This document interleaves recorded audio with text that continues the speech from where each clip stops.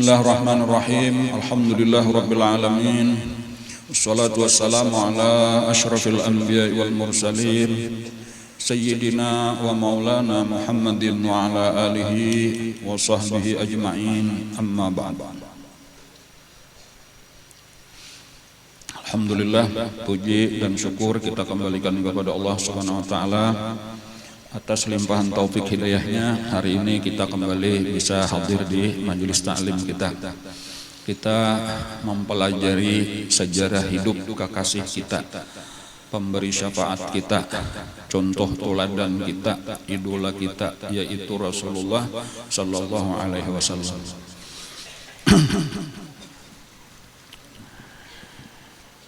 Ketika dibacakan manakib para wali-wali, di situ turun rahmat nang sangat banyak. Apalagi nang dibacakan adalah manakibnya Rasulullah Sallallahu Alaihi Wasallam. Nah, jadi artinya kalau kita bisa hadir di majelis nang kaya ini, nah ini sangat untung sebujurannya kita. Kita sudah sampai kepada tahun ke-6 Hijriah. Nah, di antara peristiwa besar di tahun ke-6 itu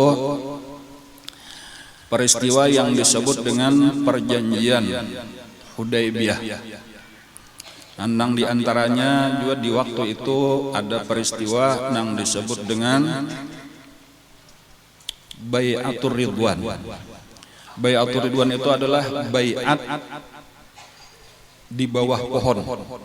Nah, disebut itu Bai'atur Ridwan karena itu keridhaan Allah. Jadi di dalam Al-Qur'an itu kisahnya keseluruhan ini diantaranya itu di dalam surah Al-Fatah. Ujar Allah di dalam Al-Qur'an, laqad radhiyallahu 'anil mu'minin idz yubayyi'unaka tahta asy-syajarah. Sungguh telah ridha. Nah, jadi laqad radhiyallahu itulah nang diambil kata-kata tadi, bai'atnya itu nang menyebabkan keridhaan Allah nang sangat besar. Jadi disebut Bai'atur Ridwan. Laqad radhiyallahu 'anil mu'minin, sungguh telah ridha Allah taala terhadap orang-orang beriman. Maksudnya orang beriman di situ adalah orang-orang nang umpat mengadakan baiat. Idz yubayyi'unaka, ketika mereka berbaiat kepada engkau tahta syajarah, di bawah sebatang pohon. Jadi di Hudaybiyah itu ada pohon. Nah, lalu disitulah Nabi duduk, lalu membaiat para sahabat-sahabat. Membaiat itu mengadakan perjanjian, dan mereka berjanji kepada Nabi untuk membela agama lah sampai mati, kada akan mundur. Nah, nang berbaiat kepada Nabi itu kurang lebih sekitar 1.400 orang. Nah, nang bersama lawan Nabi, nang asalnya tujuan mereka adalah untuk mengerjakan umrah. Nah, tetapi tertahan di Hudaybiyah. Nah, lalu ada berita bahwasanya Sayyidina Utsman nang diutus oleh Nabi untuk berbicara kepada tokoh-tokoh Quraisy itu dibunuh, padahal kada. Nah, lalu disitulah nang sahabat-sahabat dengan Nabi mengadakan perjanjian mengadakan baiat yang disebut Bai'atur Ridwan atau Bai'atus Syajarah. Fa'alima ma fi qulubihim, maka Allah mengetahui apa-apa yang ada di hati orang beriman. Artinya dasar bujuran ketika mereka berjanji membela agama wani mati, itu Allah tahu bahwa itu bujuran sampai ke dalam hati. Oleh karena itu maka Nabi memadahkan, ujar Nabi, seluruh orang yang mengadakan perjanjian atau Bai'atur Ridwan itu masuk surga. Barataan bubuhan di kami masuk surga kecuali saikong. Nah, jadi ada saikong nang terus menerus menghindar, bersimpan kada hendak umpat. Jadi ada tabuat di situ saikong munafik. Jadi di antara sekitar 1.400 tadi cuma ada saikong munafik. Nang munafik ini kada hakon umpat. Nah, dan inya nang rugi.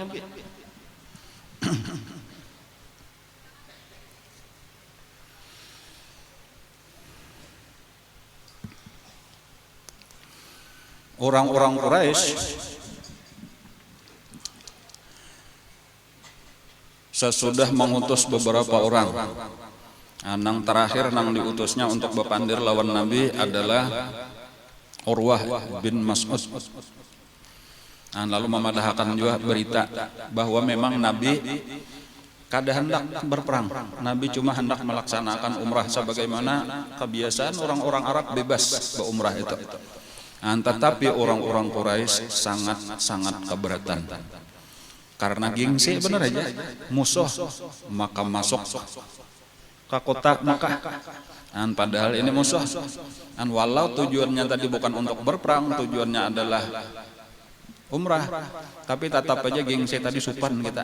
Harus kita larang makalah menang lain silahkan aja, amunang ini kada boleh. Adapun Nabi tadi memandang ini hak kami untuk mengerjakan umrah, seluruh orang bebas, kada boleh ada larangan umrah. Lalu disinilah kesulitannya. Orang Islam keras itu hendak umrah, orang karena memandang hak mereka, orang Quraisy pun keras kada memberiakan karena merasa supan lawan orang Arab keseluruhan.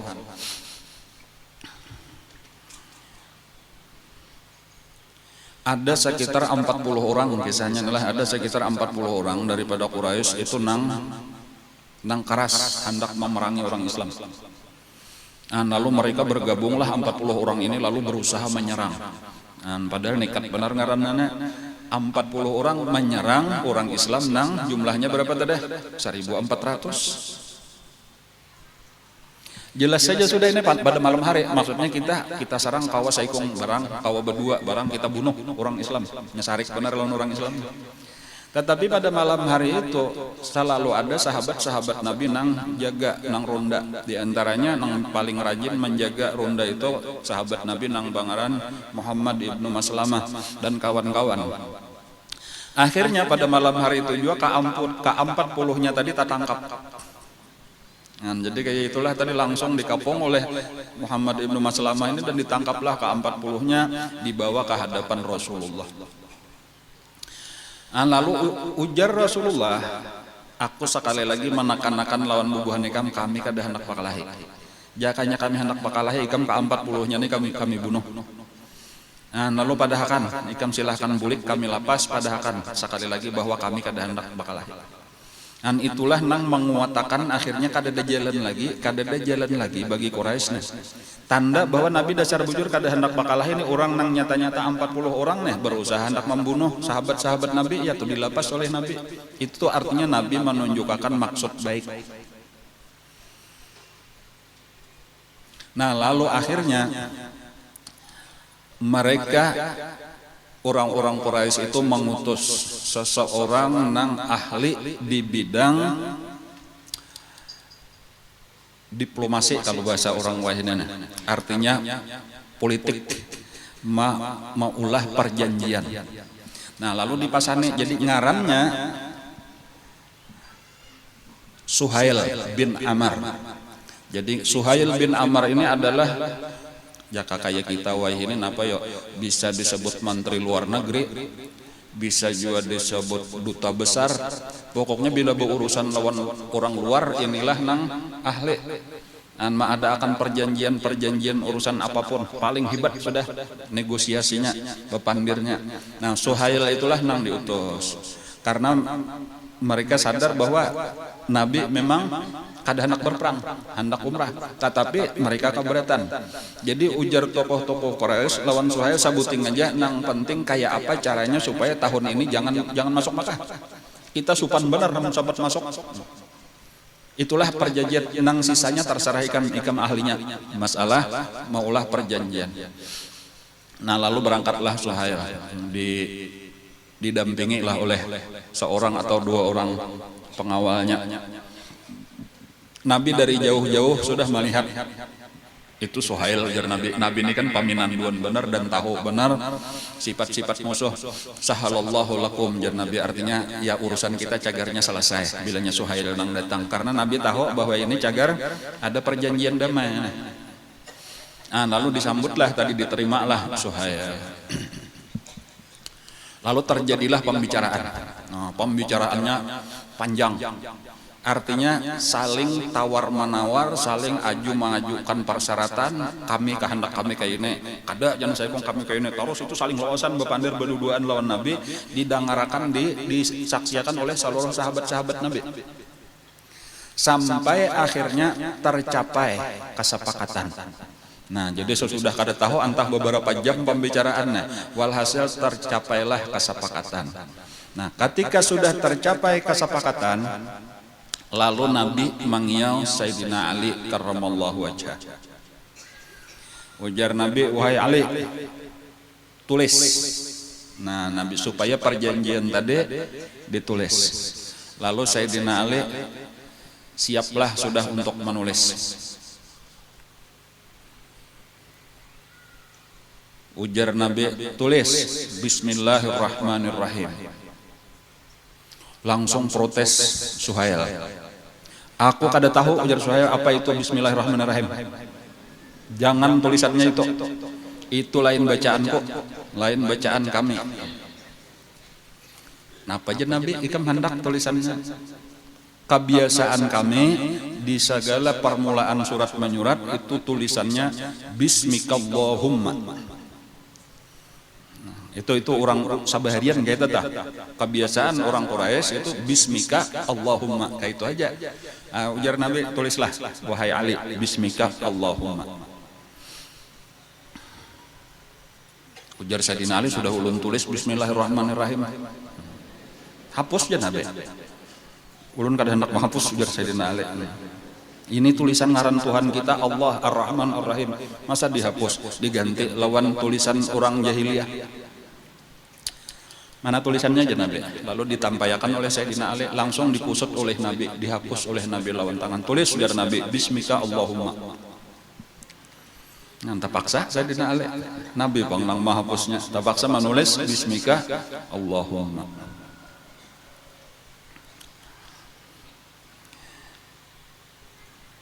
Apalagi wahai Rasulullah, ujar Sayyidina Ali, tulisannya pulang, ini adalah perjanjian. Kayak itu tulisan berikutnya tuh, cuma bahasa Arab nih lah, ini tarjamahnya aja nah. Ini adalah perjanjian antara Muhammad Rasulullah dan Suhail bin Amr.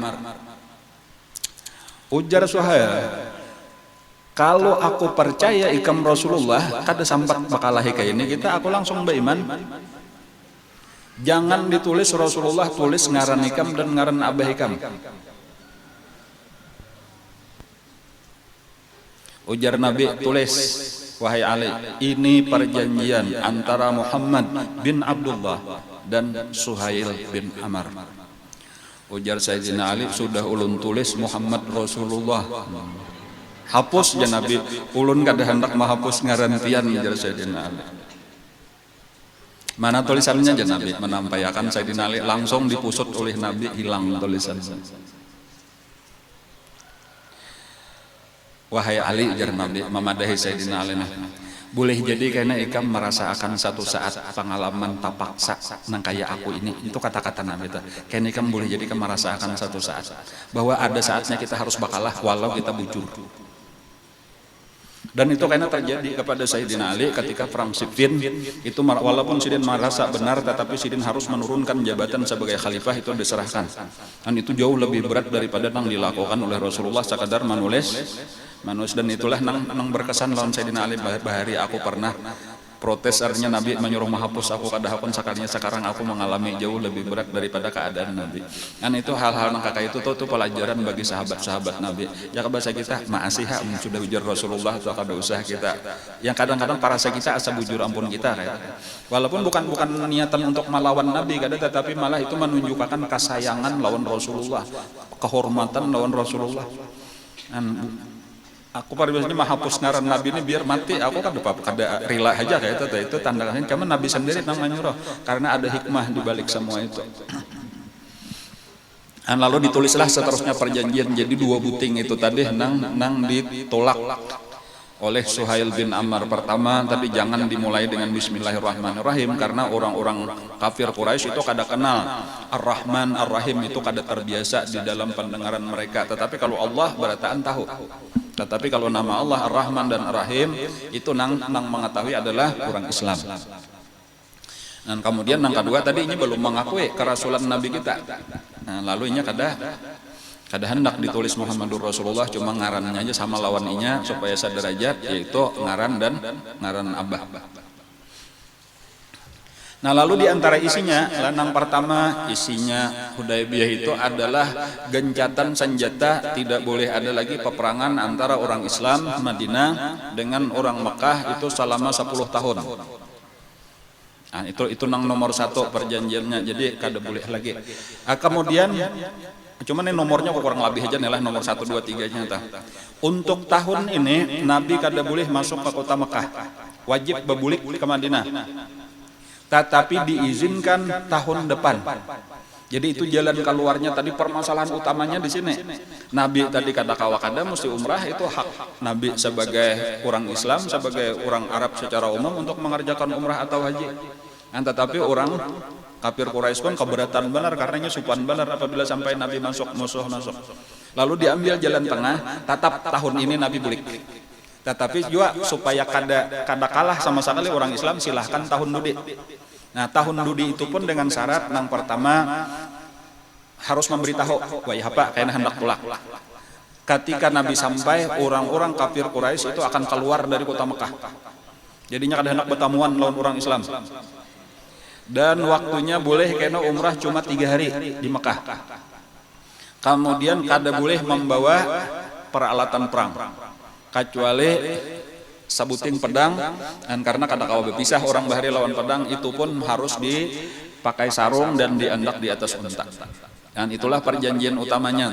Jadi tahun ini tadi kada boleh berumrah, kada boleh masuk Mekah, harus segera bulik. Tetapi boleh tahun kaina cuma selama 3 hari, dan memberitahu berdahulu lawan orang Mekah supaya orang Mekah keluar, dan kada boleh membawa peralatan perang. Nah kemudian tambahan-tambahan lagi diantaranya, setiap orang Mekah nang berusaha ke Madinah, bergabung dengan orang Madinah, setiap orang Quraisy nang berusaha untuk bergabung lawan Madinah sesudah perjanjian ini kada boleh diterima oleh orang Madinah, wajib dibulikakan ke Mekah. Tujuannya adalah supaya orang Islam jangan bertambah lagi. Jadi amunnya ada orang Quraisy nang hendak masuk Islam, tulak ke Madinah, itu kada boleh diterima, wajib dibulikakan kepada orang Quraisy. Tetapi seandainya ada orang Madinah, artinya orang Islam yang sudah ada di Madinah hendak berbulik pulang, inya hendak murtad, bahasa kasarnya itu wajib dibulikakan. Nah inilah sebenarnya yang paling berat dirasa oleh sebahagian sahabat-sahabat. Ini kada adil. Amun ada orang Madinah hendak ke Makkah, dibulikakan. Orang Makkah hendak ke Madinah, kada boleh. Kada adil ini nang keberatan. Tetapi Nabi menerima. Nang disitulah nang Sayyidina Umar diantaranya nang paling keberatan. Itu langsung memandiri, berdiri Sayyidina Umar mendatangi lawan Rasulullah. Wahai Rasulullah, kita ini orang Islam kalau iya aja Nabi, bubuhannya orang kafir kalau iya aja Nabi, kita bujur kalau inya salah kalau kenapa maka kita sampai hakun bakalah kayak ini, agama kita dikalahkan kayak ini. Ujar Nabi, seluruh nang aku lakukan ini adalah perintah dari Allah, dan Allah tidak akan menghinakan aku. Masih kada puas saja lagi Sayyidina Umar nih memandiri pulang lawan dihiga Sayyidina Abu Bakar. Kita ini bujur kalau iya ya Sayyidina Abu Bakar, orang tuh salah kalau kenapa maka kita bakalah, kada hendak benar. Ujar Sayyidina Abu Bakar, maasi-asih lawan Rasulullah, katanya tersalah. Itulah nang ujar Sayyidina Umar, apabila aku kagenangan, aku sesalnya luar biasa. Kenapa maka sampai aku emosi kayak itu, sampai seakan-akan wani lawan Rasulullah. Cuma kada lain dia tadi perasaan apa sayangnya lawan agama, atau kada hendak benar kalau agama Islam ini dihinakan. Cuma kayak itulah tadi ada hikmah di balik semua itu. Nah ada satu peristiwa nang mengejutkan juga di tengah-tengah penulisan itu tadi, tiba-tiba aja datang seseorang dari Mekah, sementara tangan batisnya masih berantai. Jadi tangan dan batisnya itu dirantai. Jadi inya luncat-luncat. Ngarannya Abu Jandal. Gelarnya tuh Abu Jandal. Abu Jandal ini adalah anak Suhail bin Amr, nang sedang mengadakan perjanjian lawan Nabi. Nah Abu Jandal itu masuk Islam secara sembunyi-sembunyi. Bahkan kisahnya berdua bading masuk Islam. Lawan kalau kada salah Abdullah ibnu Suhail juga ibnu Amr. Asalnya secara sembunyi-sembunyi, tapi ketahuan oleh nang abah, maka dipasung oleh nang abah berdua bading. Dipasung, dikurung di dalam kamar. Itu panjang kisahnya itulah. Cuma kisahnya kalau Abdullah itu ketika mendengar orang Quraisy itu hendak berperang, kalau kada salah perang Badar atau perang Uhud, cuma kalau kada salah perang Badar. Itu bepadah lawan bah bujurankah pian hendak perang lawan umat Islam. Inggi iya jenah abah, maka itu ulun umpat. Tapi kami Islam kalau ulun bae merasa menyesal. Ulun bae menyesal memusuhi pian, memusuhi meninggalkan agama pian, izinakan ulun menabus penyesalan ulun umpat berperang. Itu ujar Abdullah. Maka dilapaslah oleh Suhail, lalu umpatlah berperang. Tetapi ketika sampai ke Madinah, Abdullah ini buka bergabung lawan orang Islam. Nah kayak jadi sudah Abdullah itu sudah jadi orang Islam. Adapun Abu Jandal itu nang ading ini takutan nang kakak itu kada tapi wanin apa jadi terpaksa berenai aja di rumah, dan itu bertahun-tahun dipasong itu tadi kada dilepas oleh abahnya di rumah. Nah pada waktu Suhail ini diutus tadi untuk bertamu Nabi, disitulah inya kawa melarayakan diri mendengar ada Rasulullah dan sahabat-sahabat di Hudaybiyah. Kan kasihan bener tuh beberapa pal kala luncat-luncat hendak mendatangi Nabi.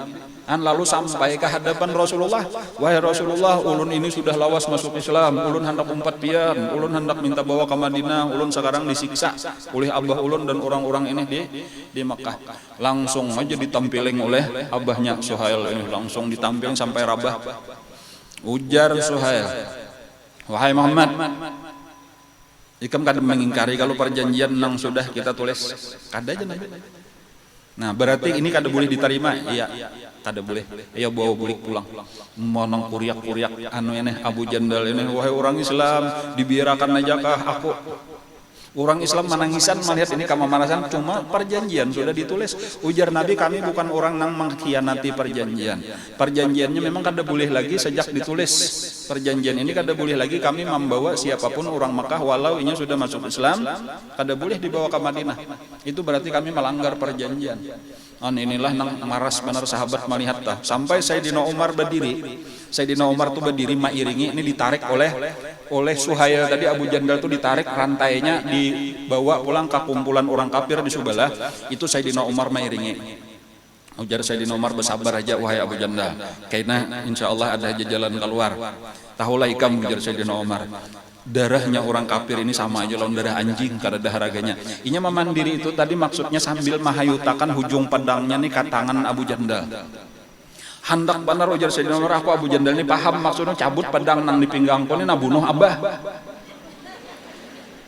Karena kan ada perjanjian Nabi, apa ini bebas saja tasarahnya nang kada boleh tadi Nabi nang gencatan senjata tuh ini orang Mekah antara Madinah lawan Mekah gencatan senjata sama orang Mekah kada ada masalah, lalu bunuh aja lalu buka. Tetapi Abu Jandal tadi penakutan orangnya kada wani, maka dibulikakanlah pulang ke rumahnya, dikurung pulang di rumahnya. Nabi sendiri memasani, bersabarlah wahai Abu Jandal, ujar Nabi, banyak aja orang-orang nang sanasib lawan ikam, aku mendoakan mudah-mudahan karena Allah memberi jalan keluar. Dan itulah didoakan Nabi itu. Cuma pada waktu itu toh perhatian sedihnya luar biasa orang Islam melihat nang kakak itu tadi. Nah lalu sesudah tuntung ditulis perjanjian, buliklah Suhail beserta nang lain-lain lagi. Lalu mereka mahadang, tapi nya kadang langsung bergabung pulang lawan orang kafir. Mereka mahadang sampai Nabi bulikan supaya segera berbulik pulang ke Madinah. Sementara Nabi dan sahabat-sahabat itu masih berpakaian ihram. Karena mereka sudah mengambil miqat di Bir Ali sudah, nah tinggal melaksanakan masuk ke kota Makkah aja lagi, tawaf sa'i bercukur selesai. Tetapi mereka tertahan. Jadi sahabat-sahabat pun mahadang nampak nang hendak dikerjakan Nabi. Sementara unta-untanya cagarnya yang banyak sudah tawaf sa'i bercukur itu bakurban, artinya disumbalih unta lalu dibagi kepada fakir miskin.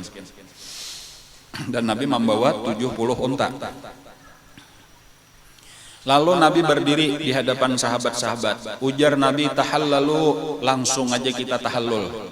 Dan jadi itulah ketika kita berniat hendak berhaji ataupun berumrah, lalu terhalang oleh apapun kadakawa melaksanakan, maka langsung aja tahallul. dan sisanya itu bayar dam kayak itu aja tadi. Jadi pas saja sudah ada damnya Nabi tadi. Walaupun cuma sekadar 70. Cuma 70 itu waktu itu dianggap oleh Nabi cukuplah gasan 1.400 orang. Walaupun karena sesudah itu ditetapkan damnya itu saikung kambing atau unta bertujuh aja kayak itu. Cuma pada waktu itu dianggaplah oleh Nabi satu unta itu cukup untuk 20 orang. Walaupun karena nang seterusnya cuma 7 orang kan belanja bila 70 itu cukup untuk 1.400.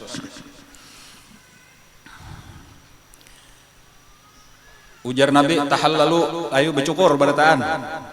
Ranai barataan sahabat. Karena barataan sedih, kecewa isi hati tuh, galau bahasa kita tuh barataan. Sampai 2 kali Nabi kita tahallalu, ujar Nabi, ayolah kasih bercukur, kita hendak bulikan. Saikung ada danang bergerak mandam barataan sahabat. Sahabat-sahabat berdiam terus terang tadi pertama kecewa karena Nabi sudah memadahkan aku dan Nabi kan tak mimpi melihat kita nih tawaf sa'i bercukur di Mekah aman kayak itu mimpi. Itulah asal usul kenapa tulakan hendak berumrah. Sekalinya kada mengira kayak ini permasalahan di tengah jalan, malah tujuan tadi kada terjadi. Lalu akhirnya ketika melihat sudah 2 kali Nabi memerintah, sahabat-sahabat kada danang bergerak, maka sedihlah Rasulullah. Kenapa maka pandirku kada didengarakan umat lagi, kada didengarakan sahabat? Kenapa maka kada denang maasinya lagi? Masuklah Rasulullah ke kemah Sidin dengan wajah sedih. Nah, waktu itu nang di dalam kemah bini Rasulullah, kan Rasulullah kemana aja itu diundi salah satu daripada bini Sidin. Nah, kebetulan waktu itu nang kana giliran adalah Ummu Salamah. Nah, jadi kalau kisah perjanjian Hudaybiyah ini nang umpat lawan Nabi adalah Ummu Salamah, sebagaimana nang tadahulu waktu Bani Mustalik itu nang umpat Siti Aisyah nang sampai terjadi kisah hadisul ifki semalam. Ada nah ini Ummu Salamah. Hindun kalau ngaran Sidin lah, Hindun Ummu Salamah.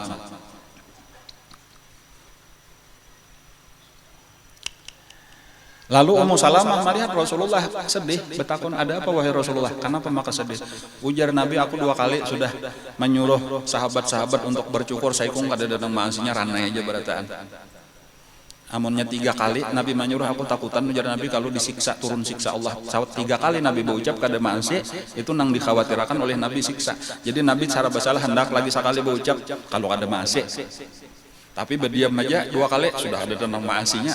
Jadi ini nang maulah hati Nabi sedih juga pulang nih. Nah, lalu Nabi masuk ke kamar tadi hendak bertenang-tenang, sekalinya ada di dalam Ummu Habibah. Apa? Ummu Salamah, ada Ummu Salamah, Hindun. Nah, disinilah nampak kebijakan seorang perempuan. Nah, ini bagus juga pelajaran. Jadi dengan tenang Ummu Salamah ini adalah pemikiran kecerdasannya.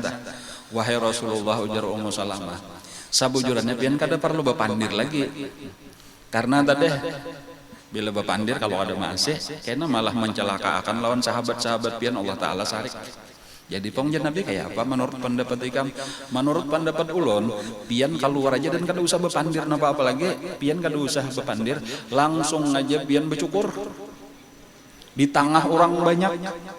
Inya jadi sahabat-sahabat itu kada bercukur, kada maasi, inya masih menghadang-hadang kalau ada malaikat Jibril turun membawakan perintah dari Allah nang supaya kada jadi bulikan, karena mereka hendak benar sudah masuk ke Makkah dan siap bakalahi, sebujurnya siap mati, sudah mengadakan perjanjian dah.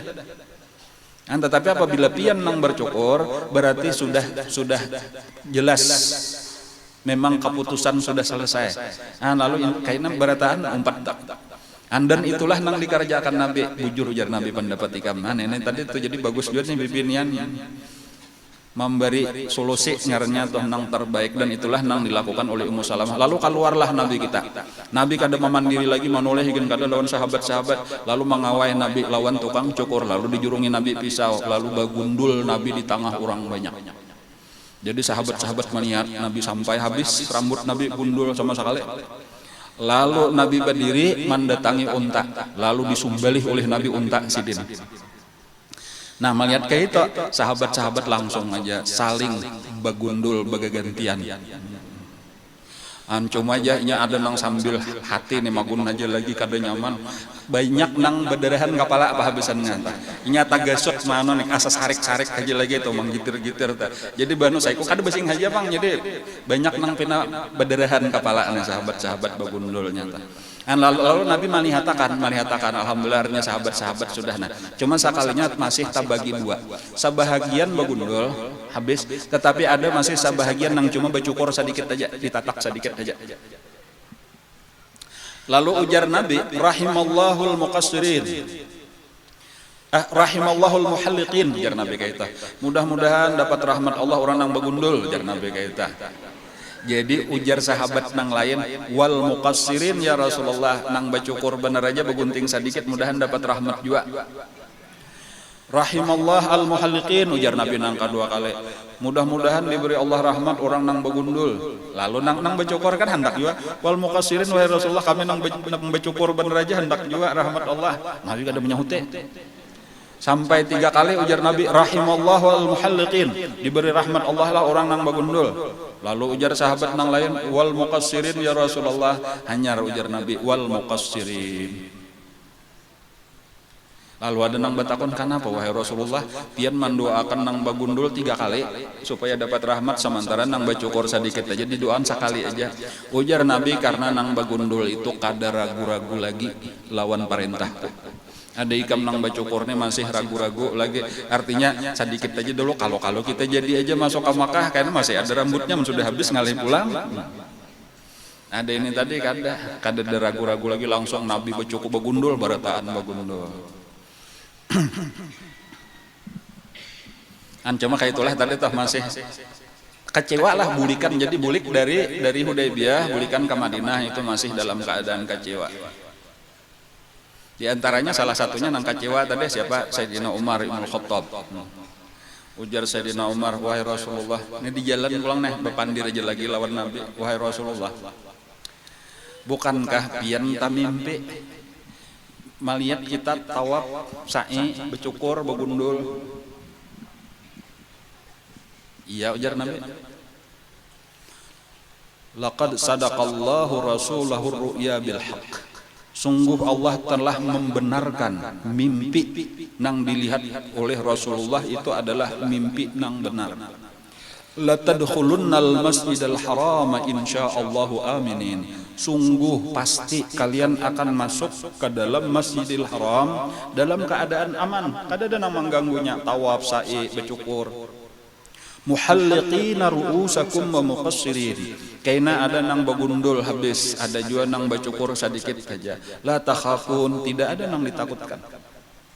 Bukankah itu mimpi nang benar nang pian lihat wahai Rasulullah, ujar Sayyidina Umar. Bujur ujar Nabi, cuma wahai Umar ujar Nabi, adalah di situ Allah memadahkan musti tahun ini. Kada dapang Sayyidina Umar, nah sudah kita terima aja ujar Rasulullah. Datang pulang kaina kanu Sayyidina Abu Bakar, wahai Abu Bakar ujar, bukankah mimpi nang dilihat Nabi itu benar? Bujur ujar Sayyidina Abu Bakar, kenapa aja maka kita babulik? Padahal sudah dilihat. Ujar Sayyidina Abu Bakar, bukankah di dalam mimpinya itu kada dipadahkan mesti tahun ini? Itu hebatnya Sayyidina Abu Bakar. Dan itu insya Allah karena kejadian pada tahun berikutnya. Jadi tahun ke-7 Hijriah, ini tahun ke-6 tadi babulik, tahun ke-7 pas setahun karena Nabi akan umrah. Nang disebut dengan Umratul Qadha. Cuma lawas lagi kisahnya nih, masih 1 tahun lagi. Berarti 2017 kira-kira kan anda. Ini masih 2016 ya, Allah kita bagi kisah. Jadi karena ada insya Allah di 2017 ada kisah Umratul Qadha ngarannya. Artinya qadhaan nang tahun tadi. Walaupun sasalahnya banyak kisah lagi nah dulu. Karena insya Allah tahun depan itu ada kisah Umratul Qadha. Nabi kita mengerjakan umrah dan inilah tadi kenyataan nang dilihat di dalam mimpi Nabi itu tadi aman, situ kada ada gangguan apa-apa. Bahkan karena bulikannya Nabi dapat bini. Tambahan bonus sekalinya dapat bini Siti Maimunah itu bini Nabi nang terakhir itu di waktu Umratul Qadha, bini Nabi nang ke-9.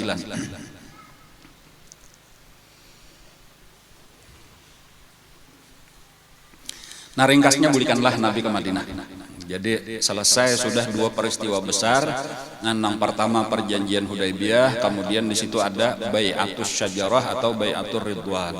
Nang orang-orangnya nang berbaiat 1400 itu sudah dijamin masuk surga, diampuni Allah dosa. Nah lalu di antara kejadian pulang beberapa hari sesudah Nabi kita sampai ke Madinah, tiba-tiba aja datang seseorang dari Mekah nang melarikan diri masuk Islam, lalu inya melarikan diri dari Mekah hijrah ke Madinah. Ngarannya Abul Basir. Jadi Abul Basir ini adalah orang Mekah nang hijrah ke Madinah sesudah perjanjian Hudaybiyah. Padahal disyaratkan tadi Nabi kada boleh lagi menerima, wajib membulikakan. Nah tapi kayak itulah nih ujian-ujiannya nih. Kenapa jaka bahasa kita ikam maka wayah ini hanya datang jaka bahari-bahari. Kan kayak itu tah. Cuma kayak itulah sudah kenyataan kisahnya. Nah. Abul Basir ini datang tadi deh. Kan sebagaimana Abu Jandal tadi pas menulis perjanjian sudah ditulis perjanjian hanya datang. Ada nang ini malah Nabi sudah ke Madinah hanya datang. Kada lawas datang Abul Basir lalu pada wahai Rasulullah ulun sudah masuk Islam. Ulun hendak empat berdiam di Madinah. Di situ kami disiksa. Ujar Nabi, ikam tahu aja kalau kami sudah mengadakan perjanjian, kami kada boleh lagi menerima orang Mekah, wajib kami membulikakan. Tapi amun dibulikakan ulun kena disiksa orang benar aja kada kawa ulun melaksanakan agama. Kayak itulah jan Nabi kami ini kada boleh menyalahi perjanjian. Aku ini cuma bisa mendoakan aja mudah-mudahan ikam diberi Allah kena jalan keluar. Nah tiba-tiba aja datang dua orang utusan daripada kafir Quraisy untuk membawa Abul Basir balik ke Mekah. Kan pas saja ujar Nabi, nah ini orang datang, nah aku sarahkan lah, aku memang kada hendak menyalahi perjanjian, bawalah umma Abul Basir ini kayak kisah Abu Jandal juga kuriak-kuriak, kayak kakanakan nang dipasong, dirimpung, hendak disuntik, atau hendak disunat. Maras benar orang Islam melihat Abul Basir. Nah, cuma kayak itulah tadi tah Nabi tinggal mendoakan mudah-mudahan ujar Nabi ikam beserta orang-orang yang kayak ikam ini kena dapat kelepasan jalan keluar daripada Allah Subhanahu wa taala. Walhasil kalau dibawalah babulik ke Makkah. Di tengah jalan itu sesudah menyobalah Bir Ali sedikit. Lalu istirahatlah nang bertiga ini tadi jadi berdua ini nang menangkap nang saikong ni tahanan istirahat di pinggir jalan. Nah pada waktu istirahat itu nang salah satu daripada penjaga ini lengah. Lalu diambil oleh Abul Basir pedangnya, dicabut pedangnya lalu dibunuhnya. Nya kada hendak benar babulik ka Makkah data. Dibunuhnya saikong matilah saikong. Nang saikong melihat ini bepedang bukah benar. Bukahnya ke Madinah. Mendatangi Rasulullah melaporkan artinya itu nah. Orang Islam nang tadi ini sudah membunuh kawanku, aku pun anak dibunuhnya juga buka. Lalu kada sawat lawas datanglah Abul Basir tadi masih dengan pedang. Lalu ditahan oleh Rasulullah. Ada apa ini Rasulullah? Lalu dikisahkanlah, wahai Rasulullah, pian sudah menyerahkan ulun lawan orang ini, itu selesai tugas pian. Ini urusan pribadi ulun. Ulun kada hendak babulik ke Mekah dan orang ini memaksa maka ulun bunuh. Lalu ujar orang ini kan sudah perjanjian antara Rasulullah itu jar Nabi aku sudah kulaksanakan perjanjian ini urusan ikam aja lagi. Kenapa maka ikam kada kawa menjagainya sampai ke Mekah itu jangan disalahkan aku, salahkan ikam seorang. Pokoknya ujar Abul Basir, aku kan hendak bulik, aku bakal lahir aku. Nang ini kedua nih. Walhasil nang ini bulik ke Mekah, tetapi tetap Abul Basir kada boleh berdiam di Madinah. Tapi inya kada hendak bulik ke Mekah. Nah, jadi nang utusan ini boleh ke Mekah melaporkan artinya bahwa sudah diserahkan Nabi tetapi ternyata kawan dibunuhnya dan hanya sendiri kada kawan membawa bulik. Sementara Abul Basir sendiri memang keluar daripada Madinah, Nabi kada menyalahi janji. Nah lalu berdiamlah Abul Basir itu. Pertama tadi Abul Basir bepada sebenarnya wahai Rasulullah ulun kada hendak boleh ke Mekah. Ujar Nabi kan kada boleh tapi nya berdiam di Madinah. Amun kayak itu ujarnya ulun hendak berdiam bisa salah antara Mekah lawan Madinah. Dan ulun hendak memerangi orang kafir Quraisy nang lalu kayaknya di tengah jalan kalau inya menuju ke negeri Syam. Lalu Nabi berucap jaka bahasa kita kayak itu aja jaka nang kayak ikam ini banyak orangnya untung benar. Aku ini kada boleh lagi berperang lawan orang Makkah nih, kada boleh karena sudah perjanjian damai 10 tahun. Ada ikam nih orang Makkah, kada ada masalah kayak itu. Nah, jadi menolongi benar karena masih kawa menghalang-halangi orang Makkah nang hendak berjualan ke negeri Syam. Nah itu kata-kata Nabi itu artinya jangan kayak ikam ini banyak nah menguntungkan gasan kami. Dan beri kata-kata Nabi itu sampai ke Makkah, sampai tersebar di mana-mana bahwa Nabi membiarkan aja dan itu ada kesalahan Nabi. Dan inilah tadi mendengar itu di Mekah, datanganlah orang-orang nang lemah seperti Abul Basir itu bergabung lawan Abul Basir di pinggir Laut Merah, sasala Mekah lawan Madinah, satu tempat nang daerah yang disebut ngarnya Harah. Jadi Harah itu adalah perkampungan tempat lalu lalang jaka kayak kita misal antara kandangan Banjarmasin itu ya di Pulau Pinang atau di mana kayak tenang tempat persinggahan orang. Di antaranya Abu Jandal. Jadi Abu Jandal kawa juga buka.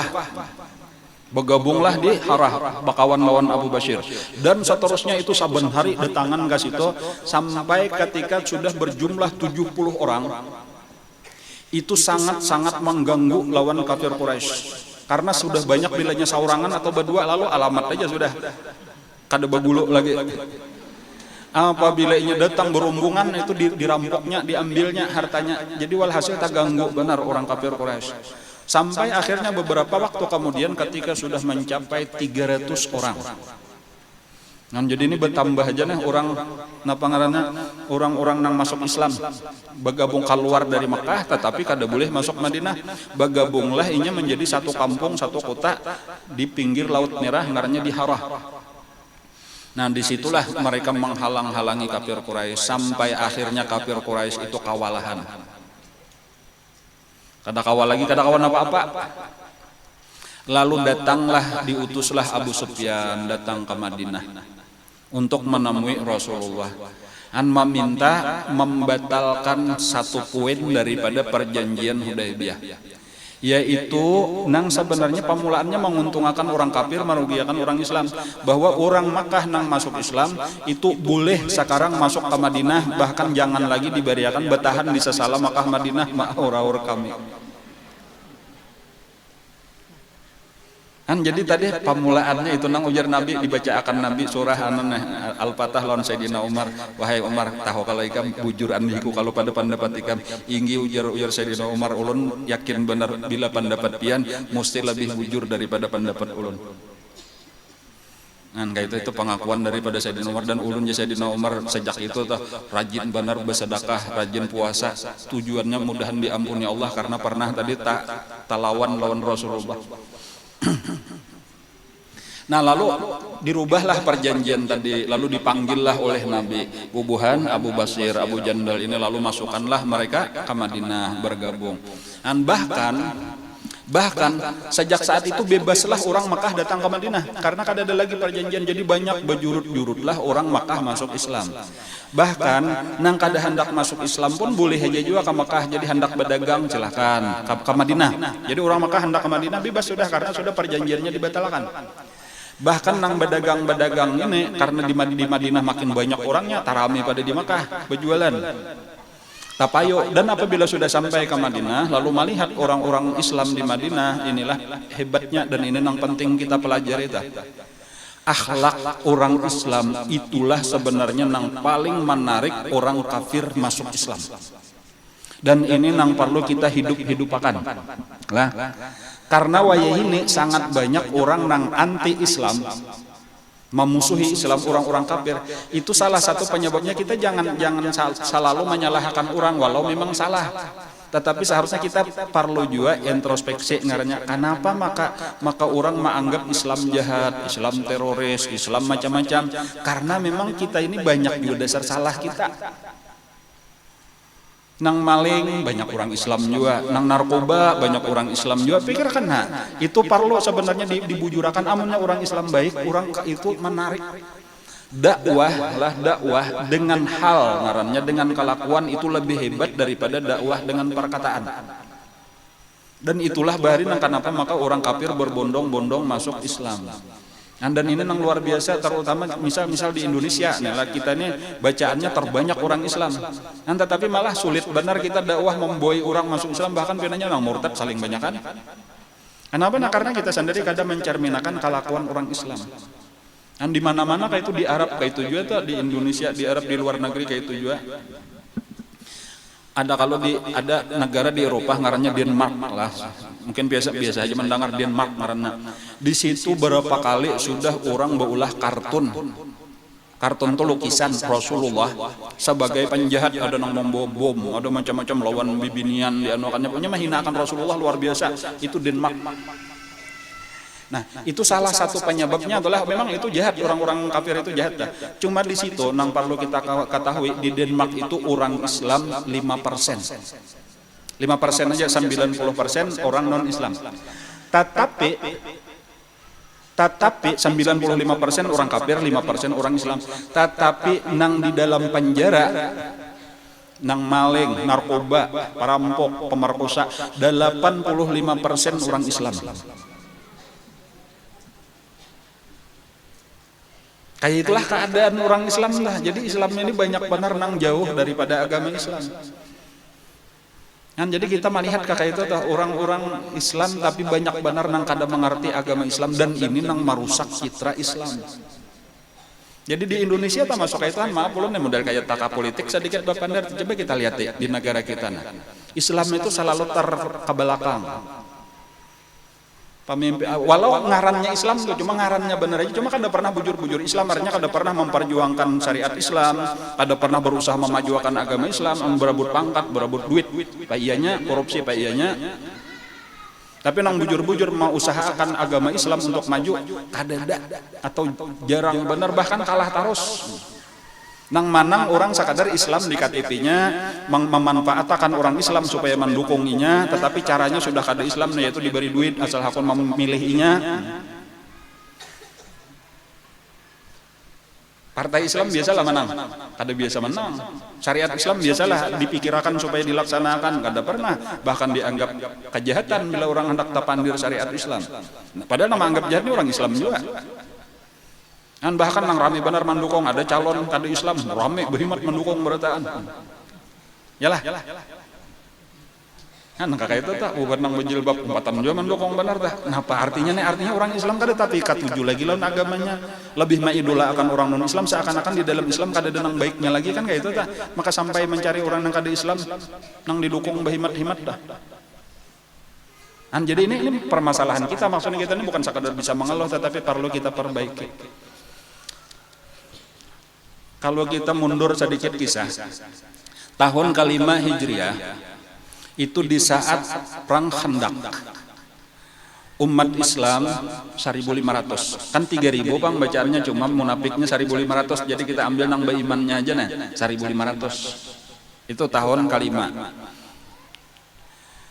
Tahun ke-6 dari 750 itu sudah nang umpat perjanjian Hudaybiyah sebanyak 1.400, kan hampir 2 kali lipat. Hampir 2 kali lipat sudah.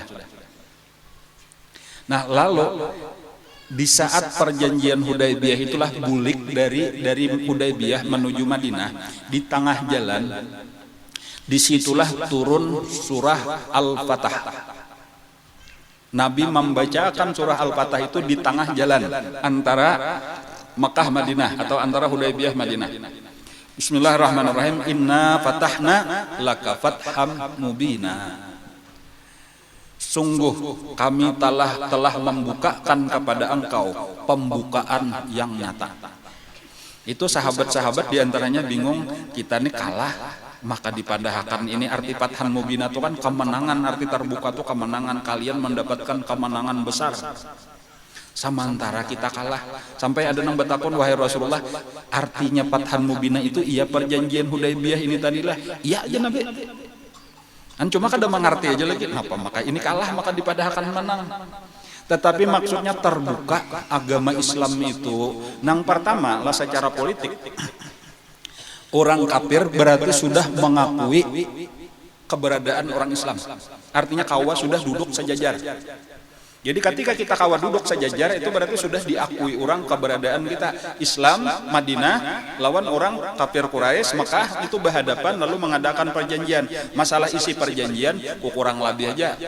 Artinya temanang sedikit, tak kalah sedikit, itu secara zahir benar aja. Cuma pada dasarnya kan pengakuan, seandainya mereka kada mengakui, kada akan duduk samija berhadapan. Jadi itu sudah satu kemenangan.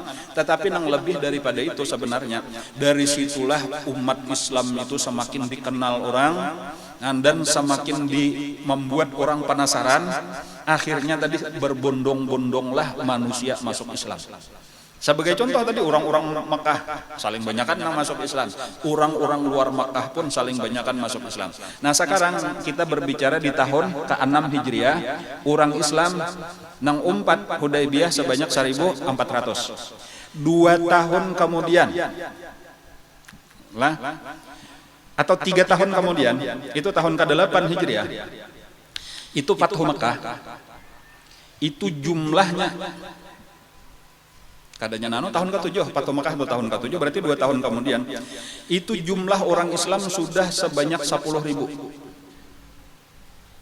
Di Fathu Mekah itu orang Islam jumlahnya sudah 10.000. Coba bayangkan dari 1.400 berubah menjadi 10.000. Apakah itu kada fathan mubina, ngarnya terbuka dengan pembukaan yang jelas. Berbeda, coba kita bandingkan kembali kisah 13 tahun di Mekah. Ingatkan dulu, seapa pak oleh sebanyak sekitar 150 orang. Itu 13 tahun.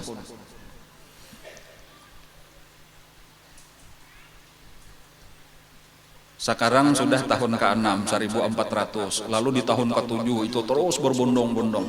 Dan bahkan fathan mubinanya itu diantaranya karena di tahun ke-7, nah itu Khaybar itu akan ditaklukkan. Di tahun ke-8 Makkah akan ditaklukkan gitu.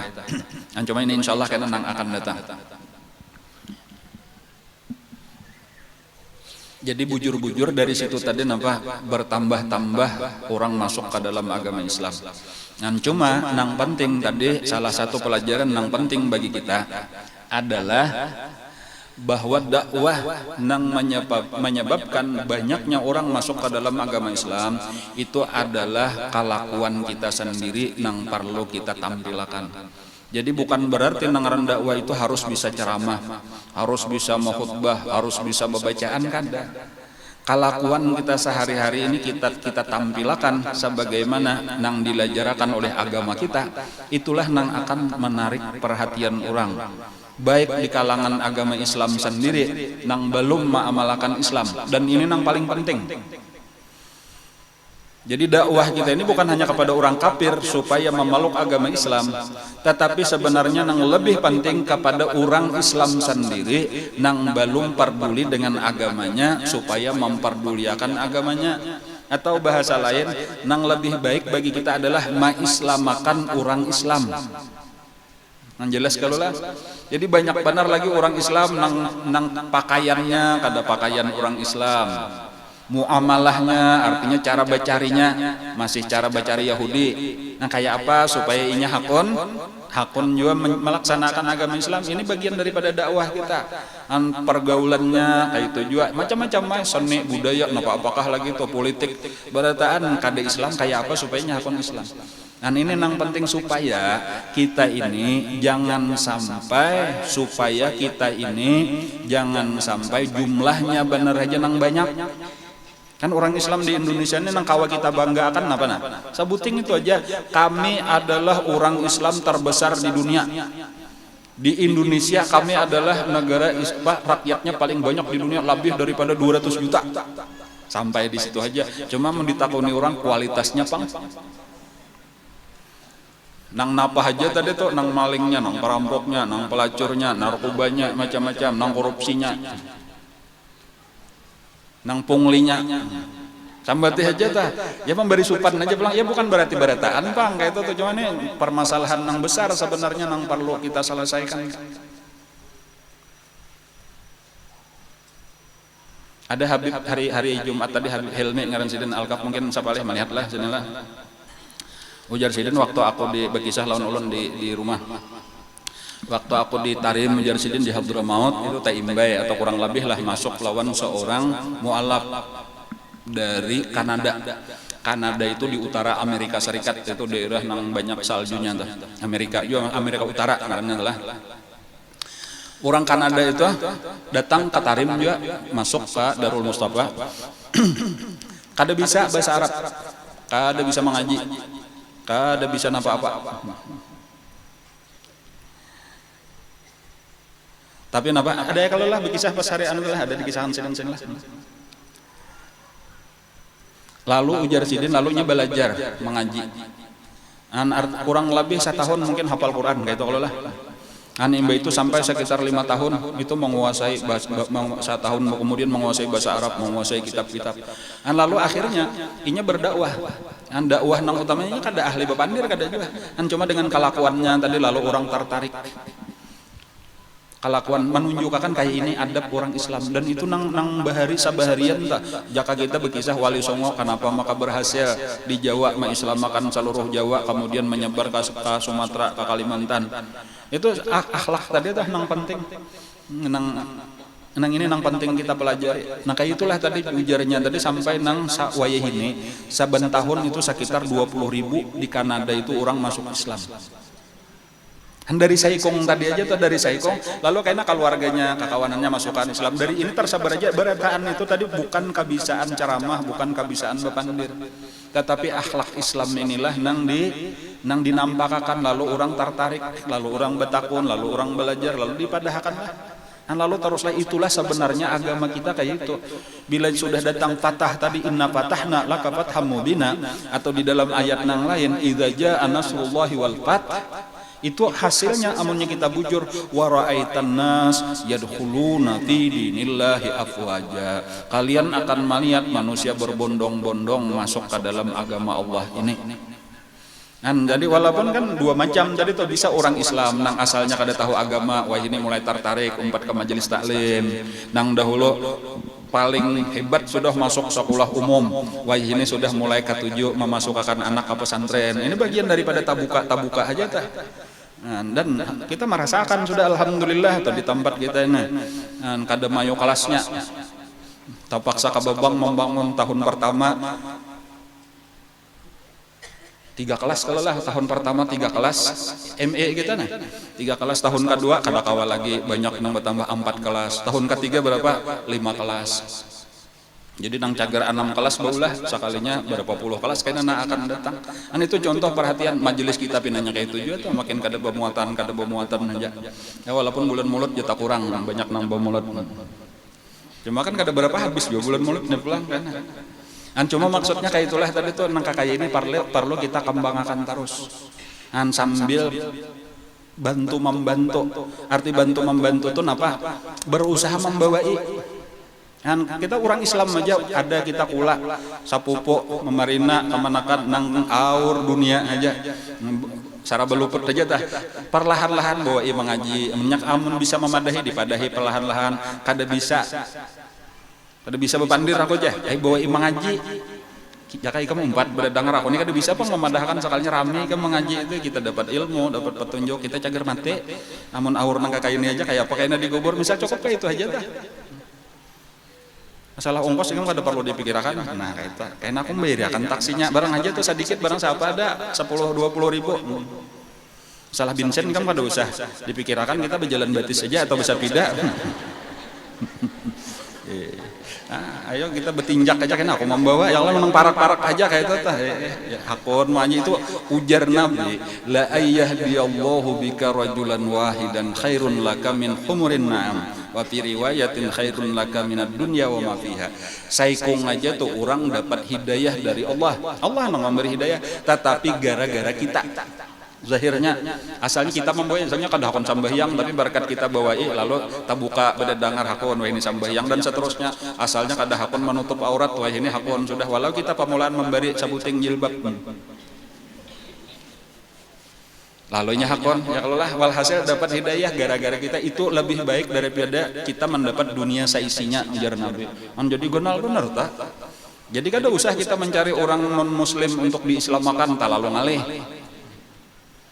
ulun bahari 3 tahun dakwah kalok sadu kada ada populer saya ikung ngalih bener soalnya jadi ulun pengalaman udah membawa orang non muslim untuk masuk Islam ngalih bener walaupun imba ulun ampe ulun di situ karena kauyuhan sudah lawas bahkan ada jenang datang ke rumah masuk Islam pulang tetap balik jadi kayak itulah tadi tuh Allah memberi hidayah kayaknya ada nang datang ke rumah. Jadi habisannya Allah Ta'ala juga nang memberi hidayah tadi tuh ya kalau lah ya kita mengarasi belum tentu kawa juga lagi nangal belum bulik Di mana-mana ulun di Loksado, ada di Malinau, kemudian di apakah lagi ngaranna tah.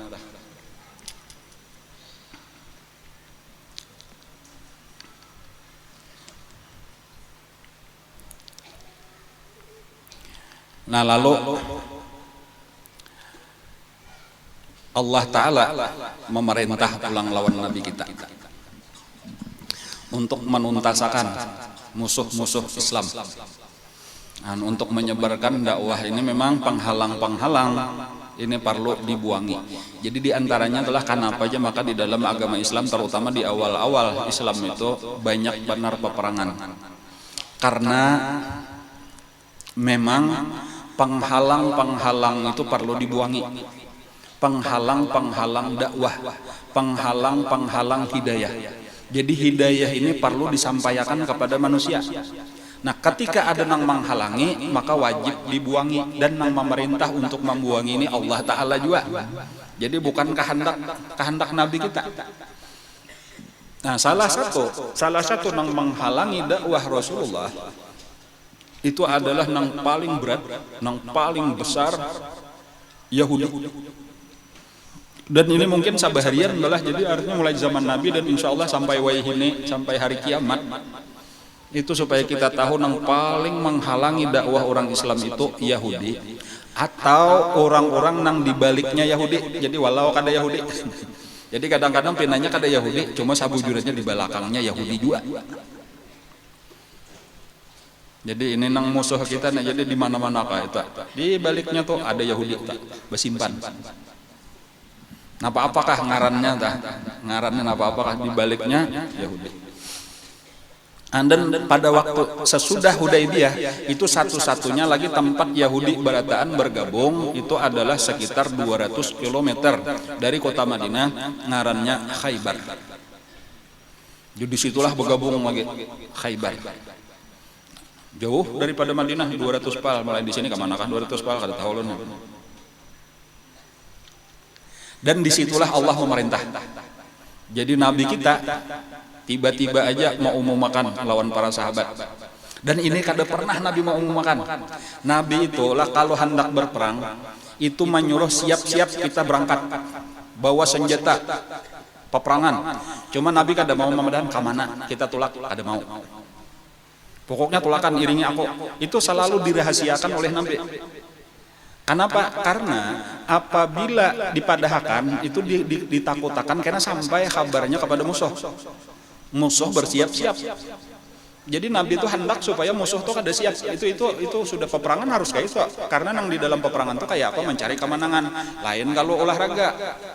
Main bola misalnya itu harus sama-sama ditentukan tempatnya, cara-caranya, peraturannya. Perang kada boleh. Perang itu yang penting kayak apa supaya menang. Al harbu khida, ujar Nabi. Peperangan itu adalah tipu menipu. Artinya kayak apa supaya kita menang? Apapun segala cara dihalalkan di dalam peperangan. Kan membunuh aja boleh, bakar rumput aja boleh, menipu boleh. Pokoknya kayak apa supaya musuh kalah. Nah jadi Nabi biasanya kada pernah memberitahu, tetapi untuk kali ini, dipadahkan oleh Nabi tujuan kita, bahkan dipadahkan oleh Nabi hasilnya berdahulu. Ujar Nabi, kita dijanjikan Allah menang, dan kita dijanjikan akan mendapat harta rampasan perang nang banyak. Kita akan mengalahkan Khaybar.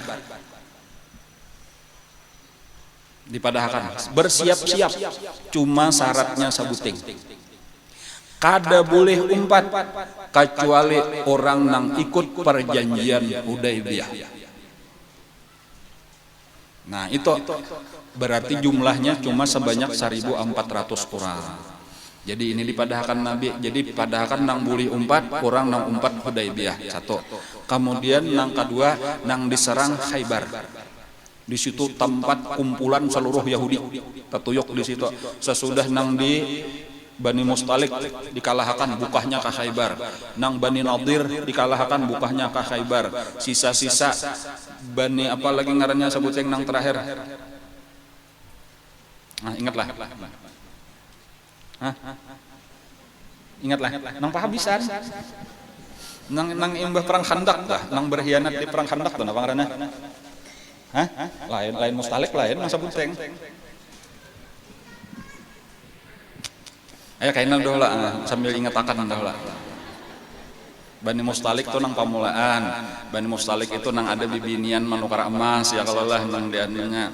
Ada Bani Nadir tuh nang hendak mengguguri Nabi batu mulai di atas luteng. Nah itu Bani Nadir ngaranna. Akadanya Bani Mustalik, Bani Qainuqa itu nang pamulaan Bani Qainuqa. Kemudian nang kedua Bani Nadir, nang ketiga Bani Quraizah. Nah itu bujur Bani Quraizah itu nang terakhir, nang dibunuh sebanyak 700 orang Bani Quraizah. Walhasil seluruhnya itu bergabung di markas nang paling besar, yaitu nampak tadi Khaybar. Di Khaybar itu ada 7 kampung sebenarnya. Jadi Khaybar itu sendiri luas banget. Jaka kita model kayak kecamatan atau bahkan kabupaten, nang di situ saling luasan. Di situ ada 7 perkampungan, 7 benteng nang ganal-ganal. Dan itulah nang dipadahkan Nabi cagar diserang. Dan dipadahkan ulang kita dijanjikan Allah menang. Nah lalu nang pertama waktu hendak umrah ke Hudaybiyah itu sebenarnya Nabi sudah membawa ibarataan orang Madinah, bahkan orang-orang nang di luar Madinah, para Badawi nang di sekeliling Madinah dibawain Nabi, tetapi ternyata kadada nang hakonnya 4. Makanya nang tulak cuma 1.400. Satu-satunya nang takapit kada tahu kisah ada munafik saikong. Nang waktu perjanjian tadi malah ini menghindar kada nak 4. Adapun nang ini ketika mendengar Nabi mau memakan hendak tulakan ke Khaybar, berebut datangan, berotaan orang munafik datang. Bapadah memohon-mohon, wahai Rasulullah, kami 4, jangan kada dibawa kami. Samalam kami marga ada urusan, masing-masing mengumpai alasan. Bahkan orang-orang Arab, orang-orang Badawi nang di sekitar Makkah datangan juga lawan Nabi.